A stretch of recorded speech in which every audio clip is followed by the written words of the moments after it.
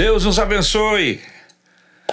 Mais um podcast Na Real entrando no ar para abençoar as nossas vidas, sempre com testemunhos que glorificam o nome de Jesus, milagres que ocorrem, que nós entendemos que só pode ser a mão do Senhor sobre as nossas vidas, através do seu grande amor. Comigo na mesa, meu queridão, meu filho, Tô aí. Lucas, amém? Amém. Mas do outro lado da mesa... É que tá pesado, né? Do outro lado da mesa está o nosso querido Francisco Ribeiro. É isso. Amém. Francisco Ribeiro, Deus te abençoe, meu querido. Que alegria ter você aqui conosco. Amém? Amém, pastor Ari. Deus abençoe também. Lucas, é uma honra e um privilégio poder estar aqui, a gente contar aquilo que Deus fez na minha vida. Continua fazendo, né? Porque é uma obra em andamento, né? Então, muitos milagres aconteceram, né?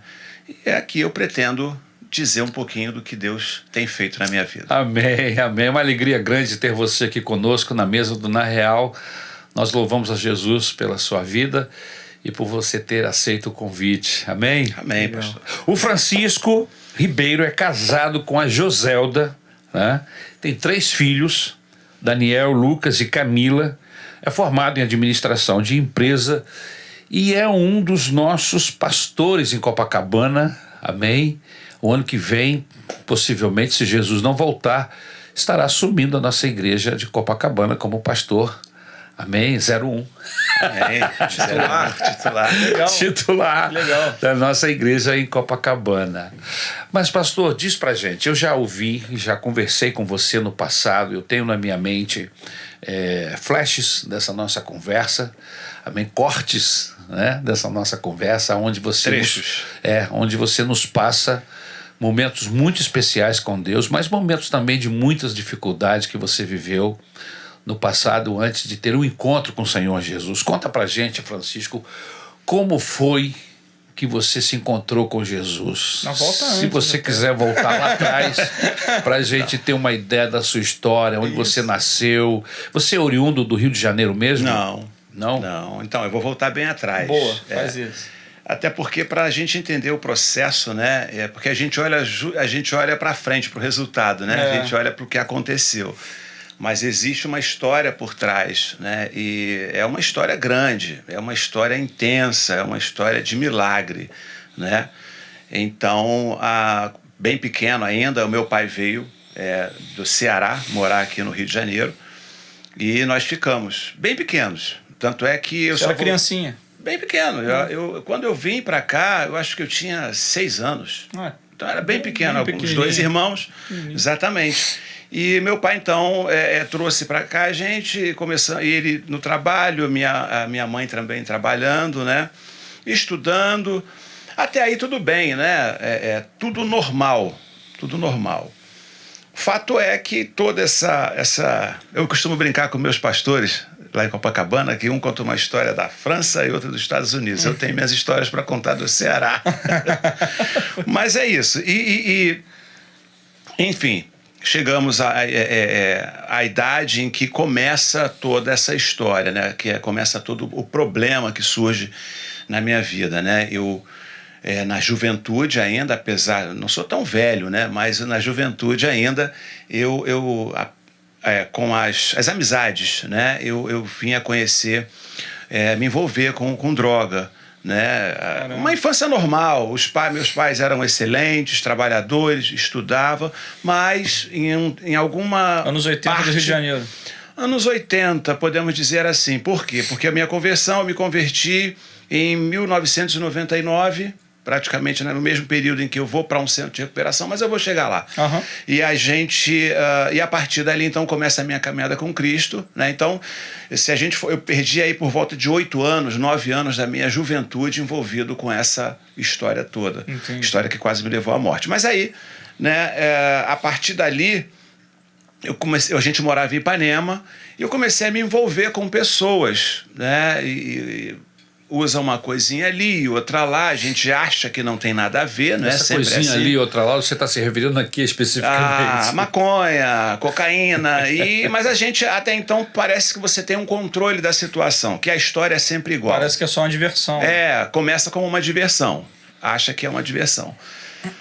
E nesse meio, nesse tempo, o que acontece? A gente precisou mudar, houve um problema, a gente precisou mudar de casa e nós fomos morar numa comunidade. A comunidade lá na Zona Sul. Quando você diz nós... A família toda. Seu pai, sua mãe, você... A família toda. Eu, meus irmãos, meu pai, fomos... Só você que foi a ovelha negra. Para você ali. ver, somos 5 irmãos e só eu que fui para esse caminho. Eu tenho um outro irmão que é pastor também, né? Mas enfim... Vai. Enfim, ali comecei nessa comunidade, aí é que começou então essa coisa mais intensa, porque ali você tem um contato maior, aí eu desenvolvi outras amizades e ainda achando que era uma amizade, né? Amigo, né? Mas não era. O fato é que isso vai me levando aos poucos para um caminho sem retorno, né? Porque você não vê mais limite naquilo. Você não vê mais limite. Então você acha que ainda está sob controle, mas não está. Ao ponto de se envolver de certa forma que meu irmão, eu ficava uma semana sem dormir. Você não percebia que estava sendo enredado? Quantos anos você tinha? Pastor, ali nessa época devia estar com uns... Quando houve o início, né, forte, estava com 18 para 19 anos. Ainda já tinha até uma liberdade já de idade. Sim, né? eu trabalhava, me sustentava, então isso dava uma autonomia um pouco maior, exato, né? Em que eu achava que aquilo ali era o suficiente. E trabalhava, não precisava pedir nada para os meus pais, muito bem, saía para a rua, fazia, acontecia. O problema é que isso ficou intenso, né? E toma uma dimensão em que foge completamente ao controle, em que você o que você fazia uma vez por semana, você passa a fazer 2. E isso vai ficando dia sim, dia não. Dia sim, dia não. Daqui a pouco você repete o dia. Daqui a pouco você repete o dia. Dia sim e outro também. E você não... Meu irmão, não tem né? controle. Você não tem controle. Há quem diga que as pessoas que são usuários seja de maconha, ou seja de qualquer tipo de droga, diz que eles estão sempre no controle. Eu sei o que eu estou fazendo. Eu estou fazendo, eu paro a hora que eu quiser. Exatamente. Isso é verdade? Não é. Claro que não é. Porque se fosse assim eu teria teria acontecido comigo, e a verdade não é essa, né? Então houve era um dia após o outro com queda. Naquele momento era só maconha. Não, aí já estava envolvido com cocaína também. E aí foi esse outro tempo, nível, né? Quais são as diferenças? A diferença é que a maconha é como se fosse um calmante, né? Você fica lá... Pra te falar a verdade, não era muito meu tipo, não. Aí parece que... A cocaína é o inverso. É o inverso, né? Te deixa... Isso depende, porque tem gente que já me disse que fazia um efeito ao contrário. Eu sei que para mim me deixava... que o processo que estava me levando era um processo de desespero, de medo, de perseguição, né? Eu não confiava em ninguém. Caramba, você ficava pilhado. Ficava pilhado. Você não confia em ninguém. Ao ponto de uma vez eu estava entrando em casa achando que tinha alguém me seguindo para me matar. Caraca, que terrível. É forte, o negócio é forte. E isso toma o controle da tua vida, né? Então eu cheguei a frequentar reuniões de narcóticos anônimos, eu fui a clínicas para tratamento com remédio, de reabilitação, mas isso não foi suficiente. Então foi um sofrimento, né? Um sofrimento para a família, porque o meu pai, eu acho que devido a isso, ele se converteu, ele orava, ele clamava, e só como você mesmo mencionou, só eu da família parti para esse caminho. Exatamente, o mais velho. E o filho mais velho. Então, isso era muito dolorido. Você voltar para... E hoje é que a gente consegue olhar para trás e ver o tamanho da ferida, o tamanho do machucado que fez. Sim. Né? Porque você olha para trás, eu vejo como se fosse hoje a minha mãe me esperava a noite inteira eu chegar e eu não voltava. Você é pai hoje? Imagina. Hoje eu sou pai. Caramba, imagina essa coisa terrível você viver isso. E é isso que às vezes eu vou às lágrimas quando eu converso com os meus filhos, para que jamais aconteça cair num caminho desse. Porque a maioria, muitos amigos, por exemplo, meus ficaram pelo caminho. Imagina. Ficaram pelo caminho. Como é que você fazia para manter isso? Porque isso tem um custo. Tem um custo eu já trabalhava, mas não era suficiente, né? Você não tem limite. Você não tem. Eu chegava a vender roupa, fazia coisas mirabolantes para poder manter aquele vício, né? E algo que eu próprio achava que jamais eu conseguiria me libertar. Né? Era muito forte. Então você se viu naquela situação, tipo, eu ultrapassei a linha do controle, vamos dizer assim, né? Porque no início o cara ele se sente no controle da situação, mas quando você se percebe, você já está muito longe daquela tal linha, né? Tipo você já não consegue voltar e pegar mais. Você já nem consegue ver mais aquela linha esticada e aí você está preso numa cadeia. Porque você diz para você mesmo, eu não vou fazer. E quando você vê, você já está fazendo. Além da destruição física, emocional, psíquica que as drogas promovem no nosso organismo, no seu caso especificamente, você chegou a fazer alguma doideira, alguma loucura que você lembra, induzido pela droga? Pelo efeito da droga? Não, isso não. Uma vez, mas aí é uma questão de desespero, de chateação, acho que torna você depressivo também, né? Com certeza. E uma vez eu tão chateado com a situação e não conseguia fazer nada, porque o que eu tentava dava errado, né? Eu subi no 3º andar da minha casa e naquele momento ali eu pensei no suicídio. Caramba. Pensei no suicídio, porque eu não tinha um recurso mais, não tinha o que fazer. Você já viu que você tinha sido derrotado. Né? Não tinha mais alternativa, né? Essa que é a verdade. E não tinha para onde olhar, né? Você não tinha mais saída. Foi nesse tempo que você foi orientado, porque eu soube que você chegou a entrar numa escola de sacerdotes, é isso mesmo ou não? Não estou enganado. É verdade. Não. Na verdade, isso foi antes, bem antes. Eu acho que eu ainda morava em Ipanema. Eu fui coroinha da igreja Nossa Senhora da Paz, em Ipanema. Caramba. Então você foi estudar para ser padre. Antes disso. Porque ali eu tinha catecismo, né? Entendi. Você fazia ali, estudava e já estava participando da missa. Ou seja, você tinha uma formação cristã.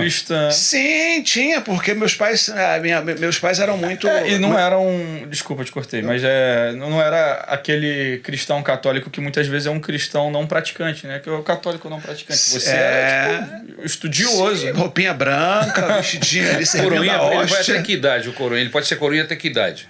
Pastor, aí eu já não lembro. Não lembro, né? Não lembro. Já coroinha já jovem? Não. Geralmente são jovens, porque a partir dali eles começam a treinar, né? Acho que é isso. Era meio que um treinamento para que depois você pudesse seguir. Quase ali, o presbítero. Não, acho que menos. Né? Ele é um ajudador. É um ajudador. Do sacerdote que está ali conduzindo a cerimônia, o culto, na hora da ceia. E aí o coroinha ele ajuda ali, dá aquela assistência. Dá uma assistência. Mas isso não teve peso nas suas decisões? Porque apesar dessa sua criação dentro de um processo religioso, né? Com princípios. Princípios cristãos, que a gente entende que são verdadeiros. Né? Isso não te... Eu acho que tem peso, sim. Né? De alguma forma, né? Isso fica marcado. Sempre, por onde a gente passa, a gente aprende alguma coisa. Né? Lógico. E alguma coisa fica marcado. Então, eu creio que sim. Né? Apesar desse longo tempo fora, né? E fora mesmo, né? De qualquer tipo de igreja ou religião, qualquer coisa que fosse desse tipo, né? Eu acho que tem alguma marca que vem lá de trás, né? Ou então Deus já tinha um compromisso, na verdade, com a minha vida, só que eu estava talvez num lugar que não era adequado que ele quisesse, né? Mas e veio esse processo todo. Mas você chegou a entrar em alguma... Você, no caso, para ser um coroinha, você não entra num seminário. Não, faz escolinha. Você faz a escolinha e vai seguindo ali, o padre deve... Sim. Eu não sei bem quais são os métodos, né? Mas são níveis de classe. É como se fosse uma classe, uma escola bíblica. Escola bíblica é, como se fosse uma escola bíblica, todos aos domingos. E acho que tinha de semana. Você não chegou a entrar num seminário? Não. Para se tornar um padre? Não cheguei a entrar em seminário, não. Entendi. Não. Mas... E aí, quando é que você tem um encontro com Jesus? Seus pais se converteram? O pai dele, né? O meu pai se converteu, né, e me falava muito, e me chamava para ir para a igreja. Aliás, era uma briga, porque eu não gostava de crente. Eu não gostava de crente. E quando me chamavam para alguma igreja, a primeira coisa, eu já ficava nervoso e não queria. Claro, né, tinha algo mais por trás, né? A gente sabe disso. Mas por que você não gostava? Porque eu não gostava. Não tinha uma razão? Porque eu não gostava. Acho que o fato de ficarem me chamando para ir para a igreja, isso me incomodava, né? E aquela visão que a gente tinha do crente há mais tempo atrás, né? Exatamente, tinha uma certa distância, era diferente. Então era aquele cara que você não pode fazer nada. Era como se fosse um abismo maior, né? Hoje tá tão estreito que se torna até meio preocupante. Exatamente. Tu fica, caraca, tá muito parecido. Exatamente. Não era pra ser assim, não. Talvez fosse melhor manter essa distância, né? Estão falando em relação à igreja e o mundo. E o mundo, a igreja e o mundo. As coisas estão meio misturadas, né? A gente quase não consegue mais detectar quem nesse tiroteio. Né? É verdade, é isso aí. E eu acho que foi isso, né? Era dessa forma, né? Você tinha uma certa... O crente era muito diferente. Era diferente, muito. Se vestia diferente. Se portava de diferente. Exatamente. Era muito diferente. Então eu achava que aquilo ali era uma prisão. Poxa, vai acabar com a minha liberdade. Mas aqui abrindo um parênteses, só para trabalhar um pouco mais esse tema. Você acha isso prejudicial? Ou naquele tempo a igreja era mais fechada dentro do seu feudo mesmo? E, enfim, você acha que isso é prejudicial? O fato da igreja antes ter determinadas diferenças... Posturas mais radicais. Posturas mais radicais. E hoje a gente não vê essas posturas e há meio que uma mistura. E você acha como responder sem ser com sim e não? Alguma outra resposta? Não, eu acho preocupante. Eu acho porque... Eu acho que nós fomos separados. A verdade, concorda? Nós somos separados. A igreja, segundo o próprio Jesus, tem que ser luz. Tem que ser luz. E luz não tem nada a ver com as trevas. A luz acendeu, a treva recua. Exatamente. Não é? Exatamente. Sal. Se você é sal ou se você é insosso. Então quem promove essa distinção não são pastores, não são igrejas. É a palavra de Deus. O próprio Jesus que diz, não é? Que a igreja não tem comunhão com o mundo. Não é verdade? Exato. Estamos no mundo, mas não somos do mundo. Não é verdade? Então nós somos separados. Uma vez que entregamos as nossas vidas para Jesus, há um processo de mudança de vida. Tem que ter. Tem que ter. Essa mudança de vida. Isso é obra do Espírito Santo. O que talvez causava, aí para tentar enriquecer essa discussão, o que talvez causava essa estranheza lógica, uma estranheza lógica do mundo para com a igreja, talvez não fosse só as características cristãs, que aí são reais, legítimas e maravilhosas, sim. Mas às vezes o mau uso dessas características para se transformar isso numa arrogância, né? Do eu sou salvo, separado, e eu não me misturo com você, caído, que vai pro inferno. Sacou? Eu só vou me misturar com você se você me ouvir. Sei lá. E também, Lucas, tem a questão da pessoa própria, né? Propriamente falando, de não querer mudar. Tem os dois lados. Tem os dois lados. Exatamente. Então aquilo que a palavra, o fato de se tornar crente, isso incomoda se você não quer sair daquela posição, se você não quer ter uma mudança. Né? E aqui... O evangelho te confronta. Exatamente. E te leva a uma mudança de vida. Porque sem essa mudança de vida não é conversão. Não é conversão. Você pode falar de qualquer outra coisa, menos conversão. Conversão, né, arrependimento, melhor, a conversão é resultado de um processo de arrependimento. Eu me arrependi de ir por aqui e eu vou para o lado de cá agora. Ou seja, é mudança radical. Né? Você ia para um lado e agora você muda, houve um arrependimento, você vai para o outro lado. Então muda tudo. A primeira coisa que muda são seus valores. Começa a mudar, né? Não é? Não é no estalo de dedo. Seus valores começam a ser questionados e transformados e mudados pelo poder da palavra de Deus. Não é assim? E aí, a partir dos seus valores transformados, sendo transformados, você vai começando a mudar aquilo que se pode ver, né? Que são a sua maneira de agir, E aí, quem mudou? seus relacionamentos, seus gostos. Sim. Começam a mudar tudo, sua forma de falar, sua forma de vestir, sua forma de andar. Tudo começa com aqui dentro. Não é de fora para dentro, é de dentro para fora.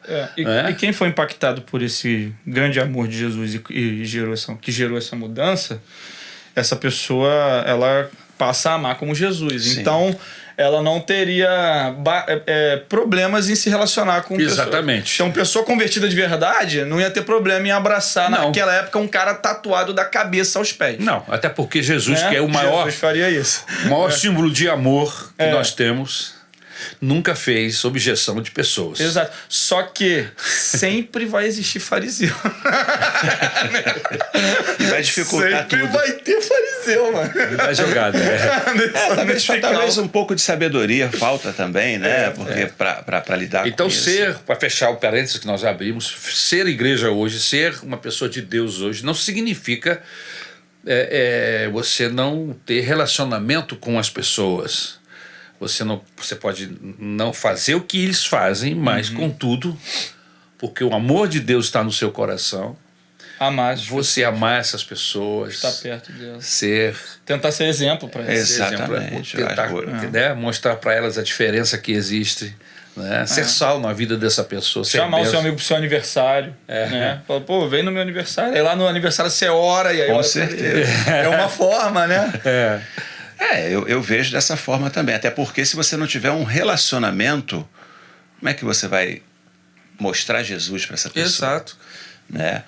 E onde é que eu encontrei isso? De uma forma muito doce, muito agradável. Verdade. Onde? Aonde? Na Igreja Missionária Evangélica Maranata. Foi na Maranata que você se converteu? Foi. Caramba. E estou até hoje. É mesmo? Você já vai para quantos anos, Francisco? 24 anos. 99 foi qual igreja? Copacabana. E somente Copacabana.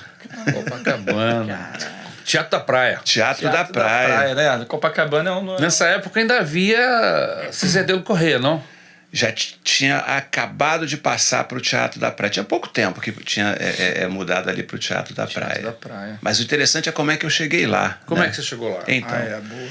eu com esse sofrimento todo, né, a minha esposa, aliás, envolve a minha esposa atual, minha Joselda, né? Minha esposa, ela está nessa história mais do que... Tá, mas você estava falando de um mundo de envolvimento com drogas. Você estava... Você estava sozinho, esse tempo todo, você chegou a namorar com ela? Então, vamos lá. Pega daí, desse pedaço. Isso aí. Nesse período aí, eu dei uma melhorada, né? Tá. Falei, quero dar uma mudança, mas aquela mudança sozinho, né? Que achava que... E aí a gente acabou... Eu conheci a Joselda. Ela já era da Assembleia de Deus, mas ela estava um pouquinho afastada. Como é que você conheceu a Joselda? Então, pastor, a história Deus, você metido com droga. Como é que é? Repete. Ela da Assembleia de Deus e você envolvido com droga. Pois é, mas eu não mostrava isso, porque eu sempre fui uma pessoa que Você sabia se comportar. Exatamente, tinha minha postura, eu trabalhava, tudo direito. Andava arrumadinho. Andava arrumado, né? Cabelo penteado, lógico. Quando tinha. Né? Então você não, ele não tava naquele fundão do poço do cara que tava desesperado vendendo tudo. Não. Aí quando a gente se conheceu, eu gosto de desenho. Olha que coisa, que história. Eu gosto de desenho e eu fiz um painel para uma equipe de som, porque naquele tempo ainda tinha equipe de som que dava baile funk nas comunidades. Sim. Né? Então uma equipe me contratou para que eu fizesse um painel de praticamente aí uns 15 metros. Painel com um desenho enorme. Que tipo de desenho? Um desenho do Pica-Pau. Caramba, você desenhou o Pica-Pau. Gigante, um negócio fantástico.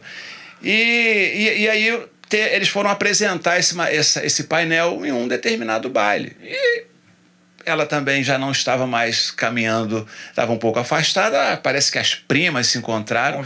E a gente acabou se encontrando nesse local. Vale do Pica-Pau. Em que e aí, só para deixar claro também, eu achava até legal, mas eu me sentia que estava em outro mundo, aquilo ali não era para mim. Né? Tudo bem. E a gente se conheceu ali e a gente descobriu que morava no mesmo lugar, na mesma comunidade. Né? Legal. Aí começamos a namorar. O fato é que isso não transparecia para ela, então corria tudo normalmente. E essas histórias começaram a chegar nas irmãs, ouvido nos deles. pais. O que eu fazia, exatamente. Olha, o Francisco faz isso. Olha, o Francisco faz aquilo. E aí só chegava recado ruim, cara. Só notícia ruim. Só notícia ruim. Dos rolos, né? Das complicações, dos problemas. Caraca. Mas ela não, acabou que ela isso foi ganhando uma proporção maior, né? Não sei porquê, né? Isso foi crescendo e voltou aquela história toda de novo, lá embaixo no fundo do poço, ao ponto em que ela própria ela não aguentava mais também. Aí, nesse momento, a minha família já não aguentava mais, ela já não tinha mais forças. Não aguentava mais porque você fazia alguma coisa que... Eu ficava a noite inteira na rua, eu saía e não voltava, exatamente, expondo. Correndo risco, a vida de quem está realmente no mundo e perdido. Né?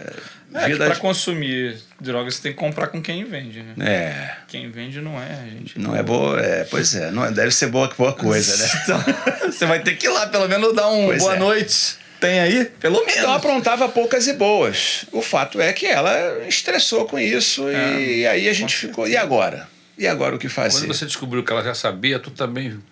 Eu tentava, né? Tentava, porque eu gostava dela, né? Eu tentava fazer, né? Remediar, mas aí é muito forte. O vício é muito forte. Né? A gente vê que é uma ação demoníaca por trás, não tem como não ser, tá? E chegou ao ponto... Aí tá, ela ouviu falar. E aí eu passando, numa das noites dessas que eu saía, eu encontro um casal, uma pessoa lá da nossa igreja de Copacabana, que hoje está na Praça Seca, e naquele dia eu queria arrumar um dinheiro, R$5 para poder usar mais uma vez. E eu vou num comércio de uma pessoa que, por um acaso, era uma pessoa que já conhecia a Maranata de Copacabana, o Roberto, marido de Itaciara. Roberto da Itaciara, exatamente. Estão lá em Praça Seca. Nossa igreja de Praça Seca. E ali eu pedi para ele disse, olha só, eu não tenho dinheiro para te emprestar, mas eu tenho um folheto aqui de uma igreja lá em Copacabana. E eu tinha vergonha, porque eu não queria ir numa igreja que fosse no Vidigal, na comunidade que eu morava. Eu sentia vergonha, né? Todo mundo te conhece. E aí eu falei, tá bom. Guardei e entreguei para a Josélia. Eu falei para ela... Cara, não tenho R$5 não, mas eu tenho aqui algo muito melhor. Exato, foi isso. Foi isso. Algo que mudou completamente, porque ali foi o início, né? E eu fui conhecer a igreja. Desceu? Você nessa época morava onde? No Vidigal. No Vidigal. Eu fui conhecer a igreja. E aí desceu? Fomos um dia, fiquei lá fora, meio... Né? Não queria entrar. Eu não tenho prata nem ouro. Exatamente. Aliás, eu gosto muito de pregar esse texto. Tem tudo aí, como diz aquele outro pregador, a levanta e anda, e a levantou o cego Bartimeu. Já ouviu essa? Essa é terrível. Mas eu gosto muito desse texto. Esse texto é lindo. Porque me lembra muito isso, né? Eu não tenho prata nem ouro, mas o que tenho, isso eu te dou. E foi só dando uma explorada aí, você vê como é que Deus atua. Porque quem conhece me fugiu o nome, o esposo da Itaciara? Roberto. O Roberto. Roberto é tranquilão, rapaz.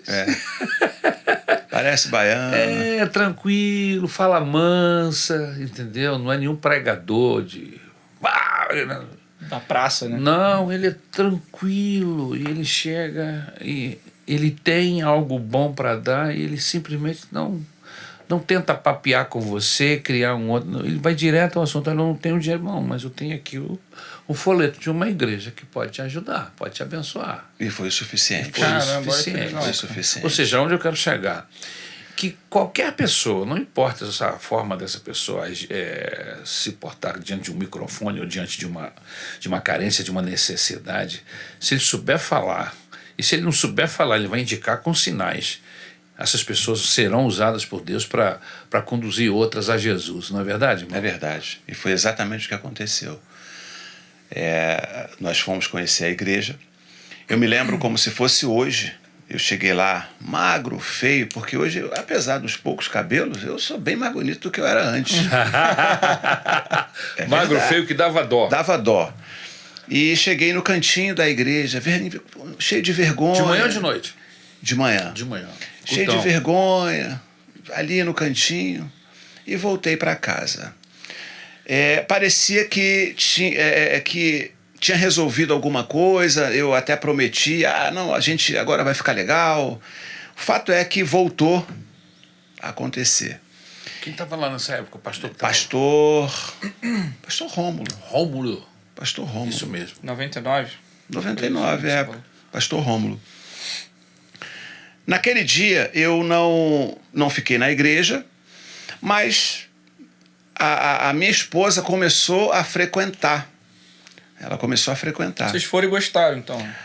Ela gostou. Ela gostou? Porque a verdade é essa. Se ela gostou, não tem muita alternativa. Aí você já... Não era, lembrando que ela não era minha esposa na época. Ela era apenas namorada, né?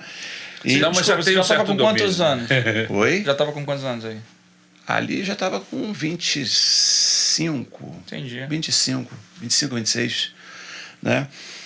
E a partir dali, voltamos e ela começou a andar na igreja, mas o fato é que aí surgiu uma circunstância na comunidade em que eu morava em que eu não pude mais voltar para lá, né? Porque se eu voltasse, naquele dia que eu voltasse, já estava tudo preparado para que eu morresse. O que aconteceu? Pode falar?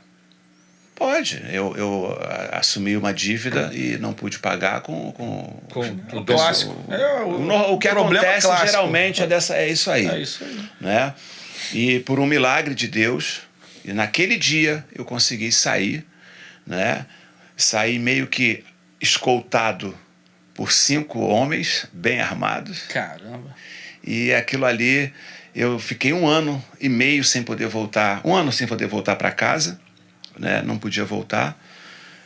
E isso foi o começo. Porque num culto desses, a minha esposa soube que tinha um retiro lá em Xerém. Houve um anúncio de culto jovem lá em Xerém. Né?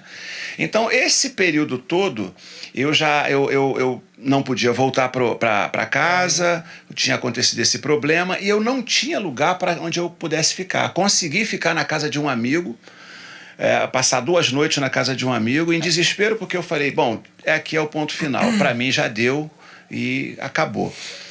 Mas Deus tinha outros propósitos para a minha vida, né? E ali eu consegui ficar 2 noites e consegui ainda um lugar para que eu permanecesse ali 1 semana, alguma coisa assim, em que meu pai era que custeava isso, porque eu já tinha perdido o emprego também, já não estava mais trabalhando. Ou seja... as portas foram tudo se fechando. Não, se fechou tudo. Todas as portas se fecharam, não tinha mais alternativa, né? E não tinha mais apoio. Né? Não tinha mais apoio. Só sobrou esse do seu pai. Do meu pai. E aí vem esse Mas convite. Também não ia durar muito. Não ia durar muito. Não ia. Mesmo que fosse um homem que tinha muita fé, meu irmão, não ia durar muito. Difícil. Difícil. E aí ela ouve que tem esse retiro e por um acaso eu aceitei no retiro. Por quê? Você ia ter 3 noites, não? Olha a cabeça, né? Eu vou ter um lugar para descansar. E lá, olha bem, lá me disseram que tinha um centro de recuperação. Eu falei, pronto, é o que eu quero, é o que eu preciso. Então não havia nenhuma intenção minha de, ali naquele momento, dizer, não, eu quero porque eu vou me libertar disso. Não era ainda, né? Então eu queria um lugar que eu pudesse descansar. E me falaram que era um sítio, né? Um sítio, eu falei, poxa, Não, tem um lugar para ir. Vai ter comida. Vou ficar tranquilo, sem risco de fazer nenhuma besteira. Sem risco de vida. Exato. Sem risco de vida. Mas como uma fuga, né? Então era tudo que alguém precisava naquele momento. O fato é que aí eu fui. Luva. E aí, na época, era o pastor Romulo, eu falei, pastor, e ela disse, olha, mas eu acho que ele não tem dinheiro. Não tem problema, a gente dá um jeito e ele vai. E o meu último dinheiro, a última parcelinha de dinheiro que tinha sobrado no meu bolso, foi para pagar a passagem, para ir para Xerém. E eu fui para Xerém, porque de Xerém eu iria direto para esse centro de recuperação, onde eu fiquei 3 meses e meio.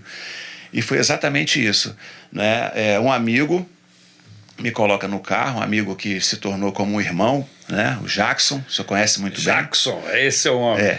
Ele me põe dentro do carro dele, lá, e junto com a minha esposa, e ela me conta isso até hoje. Ela fala assim, ai meu Deus do céu, segura esse homem lá, porque se ele voltar, vai dar problema. Então, já foi com esse pensamento. Só que quando a gente foi chegando no local, eu fui começando a me assustar. Eu falei, peraí, cadê o sítio que falaram para mim? Não tem sítio aqui, porque não tinha sítio. Tinha uma estrada enorme subindo ali em Austin, né?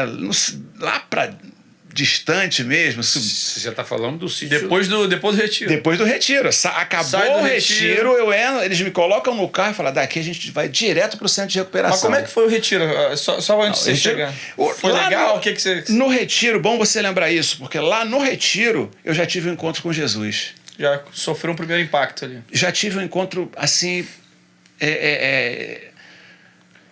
grande. Foi grandioso o que aconteceu ali. Essa conversão sua, ela acontece mesmo, então, no retiro? Eu tive ali, teve um momento, pastor Ari, que eu me ajoelhei para orar e eu me senti sozinho naquele lugar.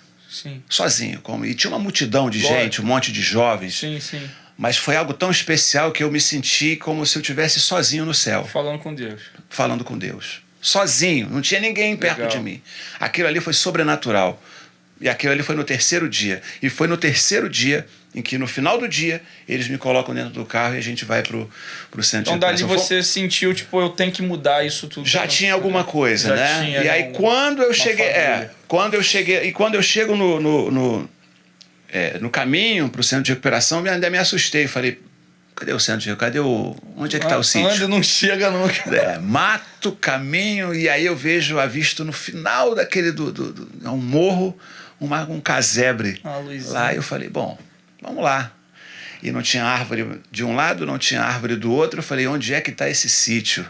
Mas não era isso, né? Na verdade, não era o sítio, né? O que tinha era algo diferente que iria acontecer ali. Então, quando eu cheguei lá, 50 homens internos naquele lugar, né? E ali todo tipo de pessoa que você possa imaginar, eis isso, eis aquilo, eu comecei a ficar só tinha ex. E aí eu me assustei. Eis isso, tipo, há 3 dias, né? Eu sou ex isso há 3 dias. Porque né, o cara é ex... Ontem ele era. E chegando mais. Chegando mais, não. Eu sou ex... Tem uma semana que eu sou ex. Tem uma semana só que eu sou ex, esse negócio pesadão aqui. É complicado. E aí me deixaram lá. E ela ficou com medo, falou, ele vai fugir. Mas era longe, não era? Era longe, mas quem que se quisesse fugir, pastor? Fugia, dava um jeito e saía. Até porque ninguém obriga, né? Ninguém obriga, trabalho... lá não tinham portões. Não, esse trabalho de recuperação de pessoas que estão presas a droga. Baixinha, né? Não, a pessoa fica lá se quiser. Não existe nenhuma obrigação. O cara falou, vou embora, pode ir. Pode ir, exatamente. Qual o caminho é aquele ali, pode tomar o caminho e ir embora. Até por isso, hoje em dia, quando alguém chega na igreja e diz, eu quero ir para um centro de recuperação, conversei com uma pessoa semana passada. A gente pede para que ele volte na igreja. Você quer realmente sair? Porque às vezes toma uma vaga de alguém que realmente quer se livrar do problema. E ele tem que querer. Ele tem que querer. Decisão, eu vou confessar para vocês que a vontade do querer veio mesmo quando acontece esse momento lá no sítio, e quando eu chego lá, e aí quando eu saio de lá e chego no sítio lá no sítio onde tem a casa de recuperação. Como é o nome, você lembra? Luz nas Trevas. Luz nas Trevas. E ali... Queimado, você falou? Austin. Caramba, é mais longe ainda. É mais longe. Tá, e aí? E aí, aí começou, porque ali eu senti, aí eram cultos, e aí eu comecei sabe, eu abri meu coração, e ali Deus começou a operar. Ali verdadeiramente começou, ele continuou, na verdade, o trabalho que começou lá no sítio. Aliás, que começou lá com o panfleto que o Roberto deu, né? E ali começou um processo de libertação na minha vida, em que eu... Ali era um local que tinha muita dificuldade, né? Isso, eu gosto sempre de lembrar isso. A gente não tinha o que comer direito, a gente não tinha uma cama direita. Essas sabe? casas de recuperação eram literalmente pela fé. Pela fé. De ajuda de igrejas, de pessoas que se comprometem, se compadecem e doam comida, doam dinheiro, porque eles não recebem ajuda financeira de ONG, nem de lugar nenhum. É um trabalho maravilhoso, mas que é muito sofrido. Muito sofrido. A gente não tinha banheiro direito. Era bem sofrido.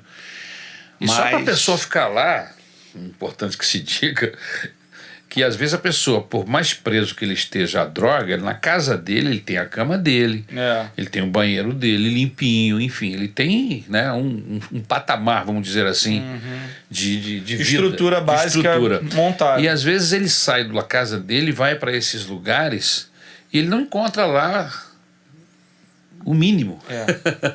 Só para ficar lá já é um milagre, né? Já é um milagre, porque... Às vezes para ficar lá, eu sei porque eu visitei muitos, eu levei muita gente para esse... Ficar lá já faz parte do processo de sacrifício. Já é um milagre, porque realmente... tipo, eu quero mudar minha vida e para mudar eu vou enfrentar isso aqui. Porque, por exemplo, se você já... Não é só a dependência da droga. Não. Você já foi na Missão Vida, por exemplo, que trabalha com pessoas em situação de rua, né? Mas você entra na Missão Vida, caramba... São alojamentos limpinhos, bem pintados, alojamento com no máximo 4, 5 pessoas, com banheiro, com um armário. Pô, perto dele é um hotel, né? O quê? Perto de um Ibis. São Vida é um Ibis, perto do que você foi. E aí é o que o pastor Faria falou, a gente, ou você melhora ou... melhora, você tem que estar ali e você tem que querer, porque aquilo na tua casa tem o mínimo de conforto. E ali e é um trabalho gratuito que é feito. Eles não cobram absolutamente nada. Às vezes as famílias que têm seus entes queridos presos lá ou presos à droga e vão para lá pedir socorro, eles acabam ajudando, né, devido às circunstâncias que eles acabam vendo. Mas a verdade é que é um trabalho que não tem cobrança. Nós temos, por exemplo, a Casa de Recuperação pela Fé, que a Maranata tem um compromisso de ajudar a ANEM, né, a Associação Nacional de Missões, tem um compromisso mensal com esta Casa de Recuperação pela Fé, onde a gente ajuda financeiramente. Eu acredito que nós não sejamos os únicos, né, a igreja, a participar, a ajudar. Mas deve haver outras igrejas ajudando, acredito eu. Mas é importante, né? A gente lá em Caxias, constantemente nós temos uma equipe de visitação, de manutenção, que estão sempre promovendo reuniões, promovendo cultos, aí leva alimento, leva roupa, leva artigo de higiene, para dar uma ajuda, um apoio a esse trabalho importante, que é muito importante na sociedade, né? Em Copacabana, por exemplo, na Maranata de Copacabana, nós temos lá um departamento social que ajuda a Missão Vida, né? Ajuda com alimento, tá sempre tendo alguma coisa para ajudar. E durante muito tempo nós fizemos esse trabalho, ainda faz, porque a gente, de vez em quando aparece 3, 4 lá, que ainda tem esse trabalho de rua, né, de pessoas que são também dependentes químicos lá em Copacabana, em que a gente tem sempre esse braço ali também, né? Enfim. Mas vamos voltar à história. Isso. Então, ali houve esse processo de libertação, né? E fiquei 3 meses, e aí foi cantando, orando, jejuando. Cantando, era só isso que fazia. Não tinha como não mudar, né? Não tinha como não mudar. Eram 3 cultos por dia, vários momentos de oração. Agora, é uma coisa mesmo de Deus, né? Porque o cara vai para lá, ouve mensagem, ora, ora. Entra em crise, ele ora mais. Aí as pessoas oram por ele lá. Um ora pelo outro. Lê a Bíblia. Lê a Bíblia o tempo todo. E deve ter um trabalho também. Sim, cada um tinha uma função. Cada um tinha uma função. Um faz comida, outro faz a limpeza, outro pega água, porque lá tinha que pegar água no poço. O outro trabalha na horta. Outro trabalha na horta. Lava roupa de cama, essas coisas. É isso aí. Isso trabalha também a parte... de propósito, né? Não é? Eu acho que isso ajuda. Então, todo aquele... A maioria que tinha aquele conforto lá fora, ele tem que estar ali para mudar essa questão, mas também para mudar a realidade. A realidade, né? O mínimo, exatamente. Né? E eu aprendi muito. Foram 3 meses em que eu aprendi muito. Você chegou a ter crises de abstinência? Não, porque... Pastor, tenho plena confiança e certeza disso, que a partir do momento que eu tomei a decisão de mudança de vida, houve uma ação muito forte de Deus, do Espírito Santo na minha vida. E Cortou. Mas você viu pessoas tendo... Eu vi pessoas desistindo, eu vi pessoas me convidando para sair de lá. Lá dentro. Ou fazendo ofertas para sair de lá. Ou vou sair, vem comigo. Exatamente, mas... Deus tinha algo maior preparado para a minha vida, né? E aí, enfim, fiquei lá durante esse período, né? Esse mesmo amigo, aliás, posso contar do meu noivado como é que foi? Porque ali a minha esposa viu uma transformação, né? Mas a gente não tinha recurso nenhum, e a gente queria casar. Que mudança em mim fez o meu bom Jesus entrando no meu coração. Lembrei de um hino antigo. Amém. E um dia eu tomei coragem e mandei escrever uma carta para ela. Uma carta. E ela foi me visitar. Ela ia me visitar todo final de semana. E antes dela ir embora, eu falei, eu quero que você leia isso quando você chegar em casa. Aí você vê que ousadia desse homem aqui, na circunstância em que estava, e que coragem daquela mulher. E ela vai e me diz. E aí, quando ela chega em casa, ela lê a carta e era um pedido de casamento. Caramba. O problema é que eu não tinha muito para oferecer para ela, né? Não tinha muito patrimônio para oferecer. O que eu vou te oferecer? Mas Deus providenciou tudo, né? E ali, depois de um tempo, eu saí e assim, Deus trabalhou de uma forma, continuou trabalhando, né, em que eu providenciou casa, trabalho, tudo de uma vez. Quando você saiu de lá, a porta abriu assim? A porta abriu de uma... eu saí de lá, e qual foi meu patrimônio quando eu saí? O que você sai de um centro de recuperação? Que patrimônio você sai de um centro de recuperação? Com a roupa do corpo, né? Foi assim que eu saí. Mas, saindo dali, Deus já tinha preparado, através do Jackson também, um emprego com moradia. O Jackson foi um paizão, né, cara? Um amigão, né? Amigaço, é um irmão. É um irmão. É um irmão. A Bíblia diz que há amigos mais chegados que irmãos. Esse é um deles. Que beleza, né? Esse é um deles. E o Jackson colou em você a partir do momento que você entregou Jesus lá na igreja de Copacabana. Sim. Ele já estava lá. Já estava lá. Ele, a Silvia, né? Uma galera que ficou e virou uma família. Sim. Virou uma família até hoje. Né? E aí foi dessa forma. Eu fui morar então nesse trabalho, ele foi para um outro trabalho, porque ele trabalhava lá. Olha como é que é Deus movimentando as coisas.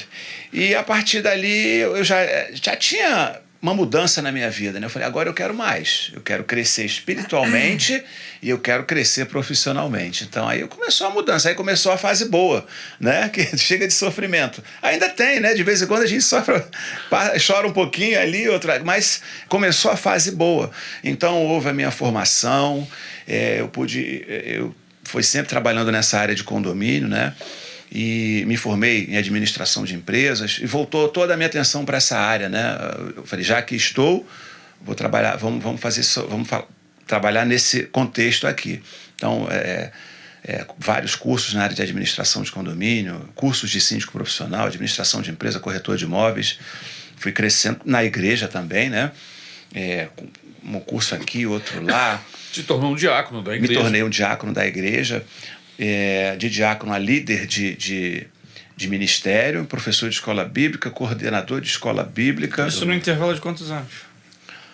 esses últimos 20 anos, né? Que houve essa conversão, ficou nos primeiros anos mais para conhecer, se integrar com a igreja, né? Caminhar, né? Se fortalecer. E aí começou depois a fase de estudo, de crescimento mesmo, tanto numa área quanto na outra, né? E aí, chegando ao ponto de Deus abrir as portas de poder fazer faculdade, de poder me formar. Mas, para aí na faculdade, vamos voltar um pouquinho. Você fala do casamento. Como é que foi esse casamento? Porque você saiu zerado lá do centro de recuperação. A única coisa que você tinha era o ar da liberdade, né? Me livrei do meu problema. E aí aparece o Jackson com a igreja e você se casa. Como é que é isso? Como é que aconteceu isso? Então, Deus providenciou tudo, porque a gente não tinha nada. Deus usa a gente, pessoas. Usou, né? Pessoas, exatamente. Então, me coloca nesse trabalho.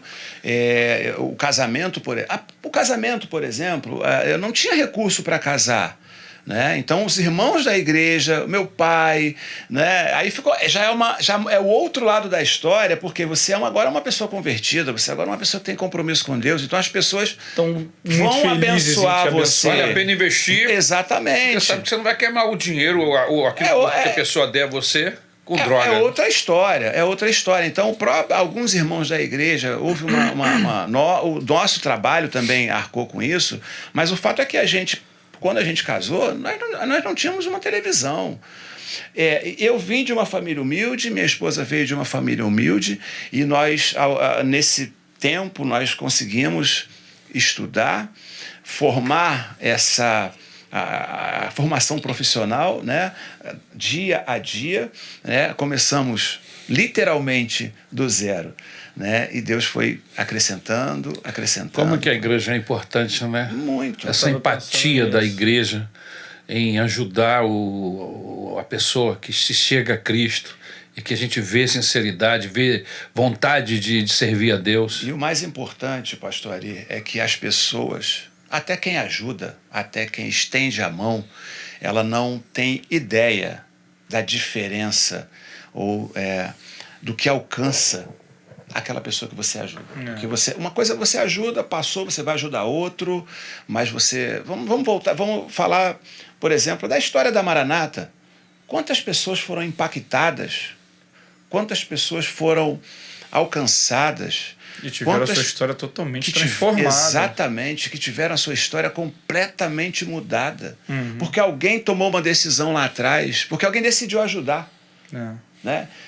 Eu vejo dessa forma o impacto que é na vida, e aí não é na minha vida, é na vida da minha esposa, né? Dos seus pais, dos meus pais. Tudo começa é um mundo, se multiplicar exatamente, é um leque que abre, porque você não tem ideia daquele movimento que você fez em direção à pessoa, para ajudar aquela pessoa, o que aconteceu.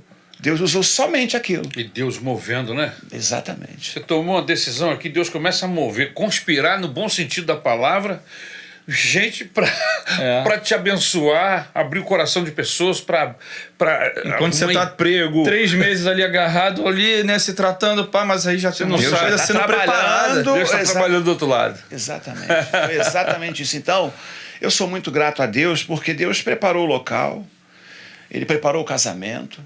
E aí começou a nossa fase de milagres, porque a nossa vida, o nosso casamento, né? A gente falando sobre o casamento, só queria entender como é que foi isso. Foi exatamente isso, um milagre, porque a gente saiu do nada, mas dentro daquilo que é, né, de uma normalidade, trabalhando, Deus nos abençoando, a gente firme na igreja, a minha esposa também crescendo do mesmo jeito, né? Fomos líderes de casais e assim, a gente trabalhando na obra e Deus trabalhando na nossa vida, né?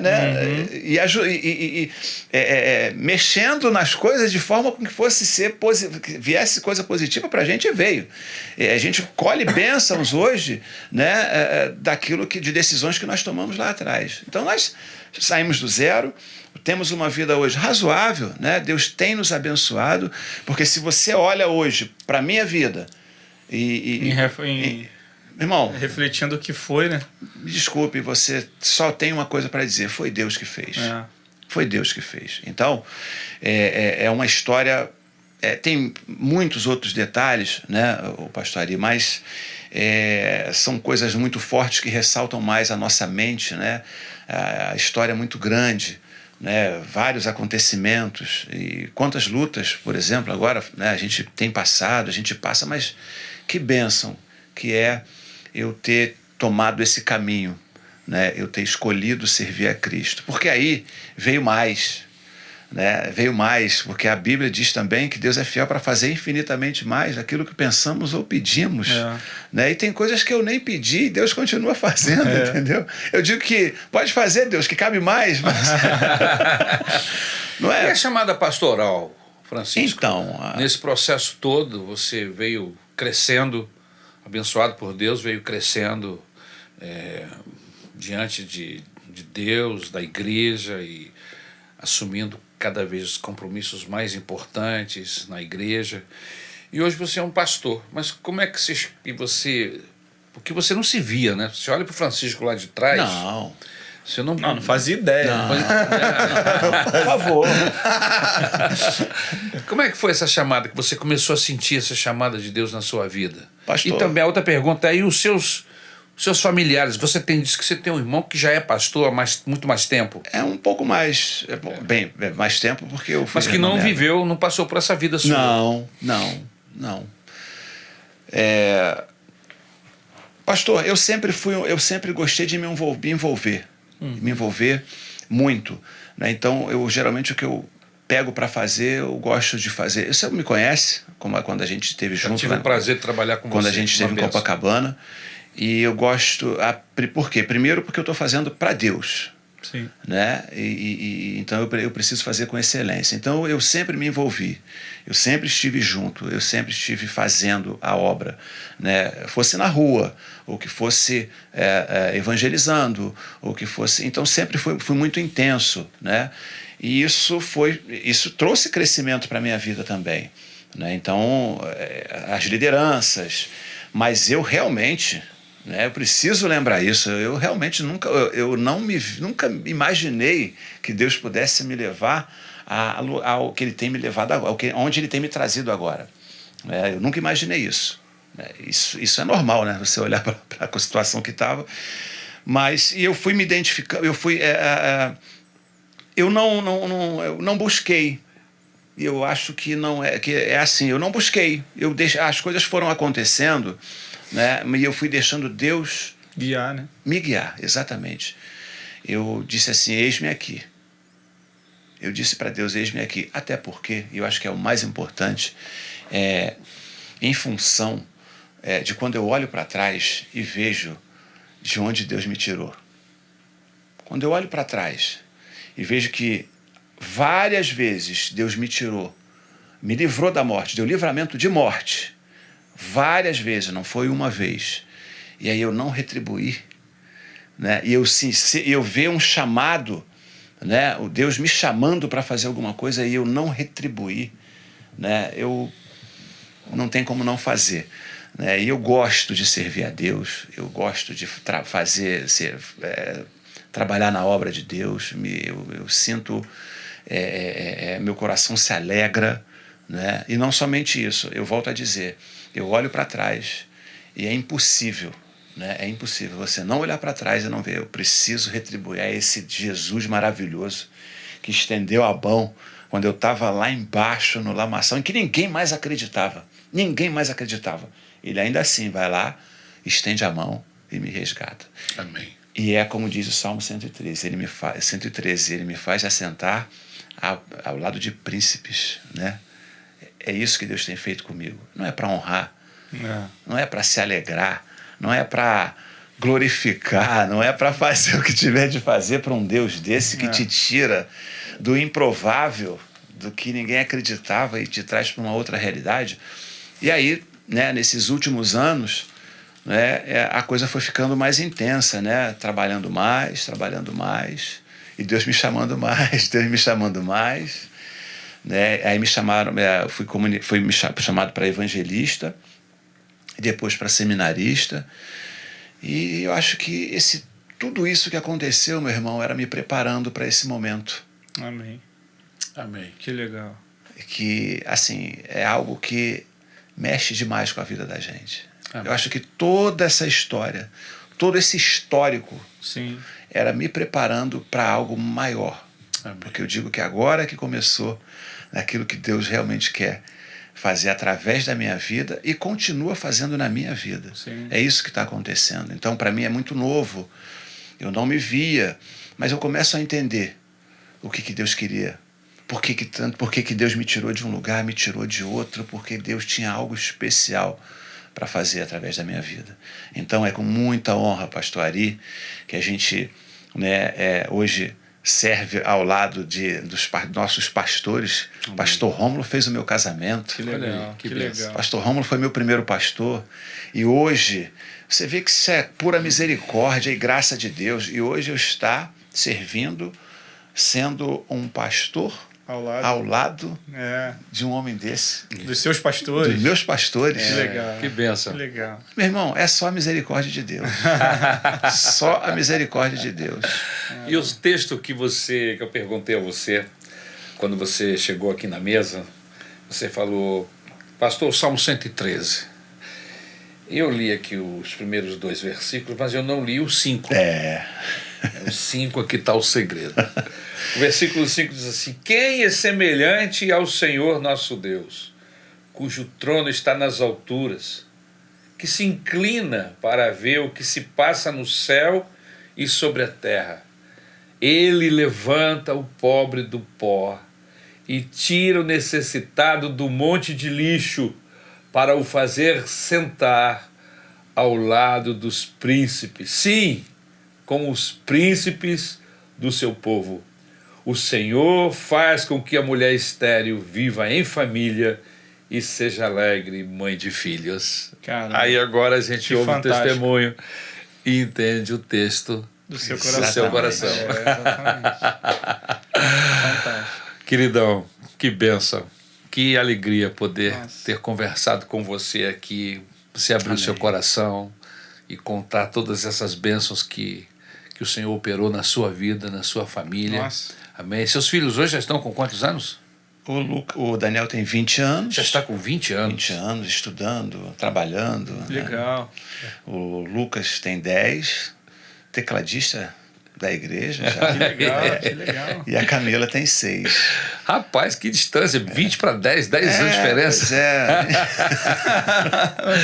Mas tá bom, Foi mas assim, tá bom. É uma família abençoada, minha esposa é uma mulher de Deus. Amém. Tem me ajudado muito nessa caminhada. Eu acredito. Coordenadora do departamento infantil da nossa igreja lá em Copacabana, né? Sempre esteve ao meu lado, né? E de suma importância, né?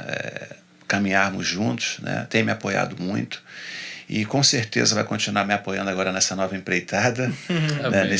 Nessa nova missão, e que eu espero que Deus possa me usar. Glória a Deus.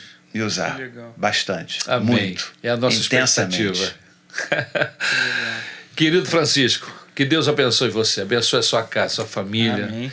E que Ele lhe prospere. Amém. Amém. Tudo pastor. que você colocar a sua mão, que a bênção do Senhor possa estar sobre a sua vida. Lucas. Amém. Pô, você contando tudo isso, voltando um pouco antes da gente finalizar nosso episódio, é incrível como é que a igreja ela funciona como uma família, né? Que você tinha a sua família, e aí não necessariamente agora falando da sua família, mas assim, de uma família de alguém que passou pelo que você passou, né? Porque uma pessoa que teve um envolvimento pesado com droga, essa pessoa magoa muito a própria família. Sim. E essa família, apesar de amá-lo, principalmente a mãe, que a mãe talvez seja o ser humano que quase nos ama incondicionalmente como Jesus, né? Seja o mais parecido. Verdade, a mãe verdade. é aquele ser humano que ama que nem Deus. Então, assim, essa pessoa, né, que tá vivendo a situação, magoa tanto a família que a família fica muito desgastada. E aí, você vê na situação, Deus prepara uma outra família. Gente desconhecida. Mas que está cheio do amor de Deus. Mas que tá cheio de amor para dar para esse cara que tá perdido. E aí a família que tá lá, tipo, ai, cara, eu quero muito que ele saia dessa, mas cansado, sobrecarregado daquele desgaste todo. Mas aí tem uma segunda família chamada igreja, né? Que começa a trabalhar junto, né? Somando força. Somando força. Às vezes a família mesmo já tá cansada, porque já tentou de tudo. Nem acredita mais. Não acredita mais. Muita gente da família já nem tenta mais. Já tá cansado, mas aí surge uma outra família para continuar tentando. E Deus não desiste. A família pode desistir, mas Deus não desiste da gente. Exatamente. E aí essa segunda família começa a ajudar esse cara se recupera. A família que tava cansada ganha energia e fica, caramba, tá melhorando, vamos lá. E começa a ajudar de novo. E aí a coisa, cara, que demais. Hoje eu sou uma referência na minha família, né? Aliás, não só na minha família, na comunidade onde eu morava. Você chegou a voltar lá? Sim. E não teve mais nenhum problema? O cara que estava atrás de você já deve ter morrido. Provavelmente, né? Não, isso depois, inclusive, quantas vezes eu voltei, já voltei, né, de uma outra forma, né? Exatamente isso que aconteceu.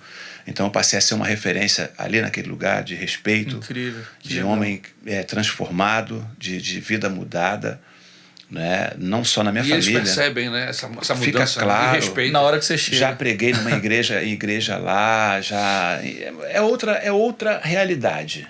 Cara, é outra legal. realidade, né? E pude ajudar muitas pessoas em que estavam precisando de... Eu levei dentro do meu carro um amigo que estava passando pela mesma situação, deixei dentro de um centro de recuperação, não só ele, mas outros também. Então, é agradecer a Deus, né? E, assim, deixar um recado, né, pastor? Que os olhos de Deus, do Senhor, não se fecham, né?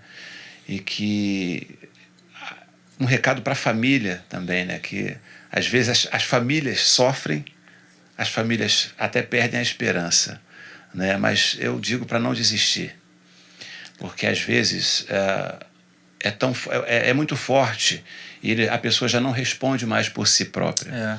Então vai dar dor de cabeça, vai dar chateação, isso vai acontecer. Mas olha, primeira coisa que eu digo, precisa crer que Deus pode fazer. Deus pode fazer. E não desistam. Amém. Não pode desistir, né? Porque Deus não desiste de nós. Amém. Só minuto. A prova está aqui. A prova viva. Prova viva. De que o Senhor não desiste. Não desiste. Amém. Que Jesus te abençoe, meu amado. Muito obrigado, pastor, por ter atendido o nosso convite. Eu que sinto honrado. Muito legal. Gente de Deus, que bênção terminarmos mais esse episódio com esse testemunho tão abençoador, tão maravilhoso do nosso pastor Francisco. Amém. Que Deus continue abençoando a sua vida. Não se esqueça de fazer o que mesmo, Lucas? Eu ia falar, compartilha aí, cara. Não perde a chance, não. Compartilha, leva o pastor Francisco para casa de todo mundo. Amém. Porque esse testemunho foi muito bonito, muito impactante, com certeza. Amém. Um beijo grande, minha gente. Que Deus abençoe a todos nós, em nome de Jesus. Valeu.